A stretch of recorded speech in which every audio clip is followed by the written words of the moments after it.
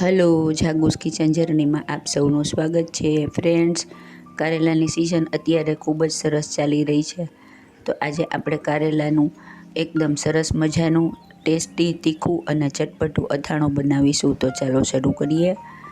સૌથી પહેલાં મેં 250 ગ્રામ કારેલા લીધા છે અને તેને ધોઈ અને પછી છોલી લેશું. ફ્રેન્ડ્સ, આ અથાણું એટલું ચટપટું, એટલું ટેસ્ટી લાગે છે ને કે હું તમને શું કહું. તમે એકવાર ચોક્કસથી ટ્રાય કરજો. કારેલાને બંને બાજુથી આવી રીતે કાપી અને તેના ડીટા કાઢી અને પછી તેને છોલી લેવાના છે. આવી રીતે આપણે કારેલા છોલી અને તેના અડધો ઇંચ જેવા રાઉન્ડ ટુકડા કરી લેશું. સ્લાઇસમાં કાપવાના છે, પણ સેજ જાડા કાપવાના છે, એટલે અડધો ઇંચ જેટલી તેની સ્લાઇસની ત્રિજ્યા રાખવાની છે. એટલા ડાયામીટરમાં આપણે કાપવાના છે.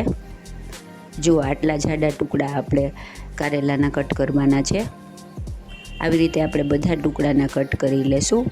ફ્રેન્ડ્સ, જો તમે મારી ચેનલ પર નવા હો તો મારી ચેનલને સબસ્ક્રાઈબ જરૂરથી કરજો અને બાજુમાં રહેલ ઘંટડી દબાવી દેજો, જેથી મારી નવી રેસીપીનું નોટિફિકેશન સૌથી પહેલાં તમને મળે. જો આપણા બધા કારેલાના સ્લાઇસ થઈને રેડી છે. હવે આપણે એક પેન લેશું અને તેમાં 2 ગ્લાસ જેટલું પાણી એડ કરીશું. નાના 2 ગ્લાસ પાણી મેં લીધેલું છે. પાણી ઉકળે એટલે તેમાં 1 ચમચી મીઠું અને અડધી ચમચી જેટલી હળદર એડ કરીશું. 5 થી અડધી ચમચી જેટલી હળદર એડ કરવાની છે. આથી મીઠું અને હળદર કારેલામાં એકદમ સરસ રીતે ચડી જશે અને કારેલાની કડવાશ પણ નીકળી જશે. પાણી ઉકળે એટલે આપણે તેમાં કારેલાને એડ કરીશું અને તેને ઢાંકી અને ફાસ્ટ ગેસે ચડવા દેશું. ફ્રેન્ડ્સ, આ 7 થી 8 મિનિટમાં સરસ રીતે ચડી જાય છે. કારેલાને આપણે એકદમ ચડાવી નથી દેવાના અને કાચા પણ નથી રાખવાના. જો આપણા કારેલાનો રંગ ચેન્જ થઈ ગયો છે અને હળદર તેની ઉપર સરસ કોટ થઈ ગઈ છે. હવે આપણે તેને જોઈ લેશું. જો આપણો કારેલા ચડી ગયા છે, તે દેખાવમાં જ ખ્યાલ આવી જાય છે કે તે ચડી ગયા છે, પણ આમ છતાં આપણે તેને છરીથી ચેક કરી લેશું. જો આવી રીતે કટ થઈ જાય તેવા કારેલા આપણે બાફવાના છે. હવે આપણે તેને એક સ્ટ્રેનરમાં નાખી અને તેનું બધું પાણી કાઢી નાખશું.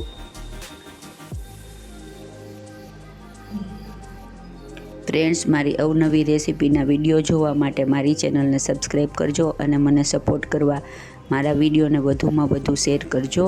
હવે આપણે તેને એક સુતરાઉ કપડું લઈ અને તેના ઉપર કોરા કરવા માટે અડધી કલાક સુધી મૂકી રાખશું, જેથી આપણા કારેલા સરસ રીતે કોરા થઈ જાય અને તેનું બધું વધારાનું પાણી એબ્ઝોર્બ થઈ જાય.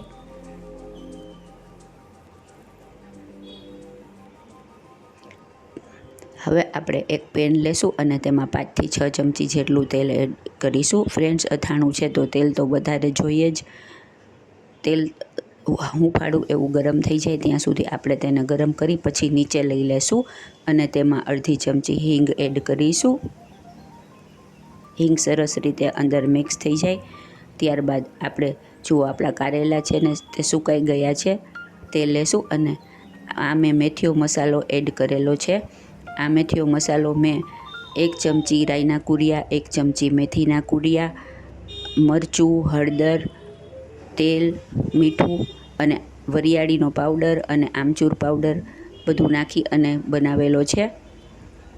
આમાં તમારે મસાલો તમારી કન્વિનિયન્ટ પ્રમાણે નાખવાનો છે અને રાઈના કુરિયા અને મેથીના કુરિયા સરખા ભાગે લેવાના છે. આ મસાલો અમારા ઘરે હંમેશા રેડી જ હોય છે. તમે આને ઢોકળામાં તેલ સાથે પણ ખાઈ શકો છો. ખૂબ જ સરસ લાગે છે. હવે આપણે તેલમાં આપણા કારેલાના પીસને એડ કરીશું અને મિક્સ કરી લેશું. ફ્રેન્ડ્સ, મેથીયો મસાલો રેડી હોય તો તમે કોઈ પણ અથાણું એકદમ ઇન્સ્ટન્ટ અને કોઈ ઝડપથી બનાવી શકો છો. એકવાર મેથીયો મસાલો બનાવી લીધો હોય તો તે મહિના દી સુધી કંઈ ખરાબ થતું નથી, કેમ કે આપણે તેમાં પાણીનો યુઝ બિલકુલ કરતા નથી. ફ્રેન્ડ્સ, આમ આપણે 2 ચમચી મેથીયો મસાલો, 1 ચમચી લાલ મરચું પાવડર, અડધી ચમચી હળદર અને સ્વાદ મુજબ મીઠું એડ કરીશું. મીઠું થોડુંક જ નાખવાનું છે, કેમ કે મીઠું આપણે મેથીયા મસાલામાં, કારેલામાં બધામાં નાખેલ છે. ત્યારબાદ એક લીંબુનો રસ કાઢી અને મેં પહેલાં લઈ લીધો છે તે એડ કરીશું અને બધું બરાબર મિક્સ કરીશું.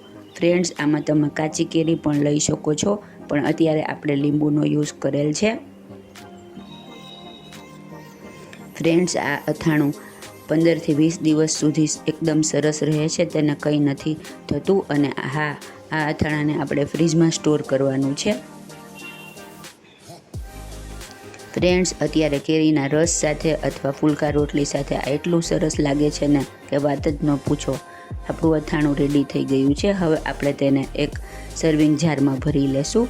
ફ્રેન્ડ્સ, અથાણું છે તો કાચની બરણીમાં જ ભરવાનું હોય ને, તો મેં એને કાચના બાઉલમાં સ્ટોર કરવા માટે ભરેલ છે ને એકદમ જોરદાર, ખાવામાં એકદમ ટેસ્ટી, એકદમ ટેંગી અને એકદમ તીખું, ચટપટું અને જોરદાર એવું આપણું કારેલાનું અથાણું રેડી છે, જે બિલકુલ કડવું નથી.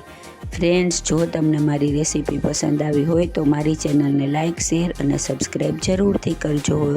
ધન્યવાદ.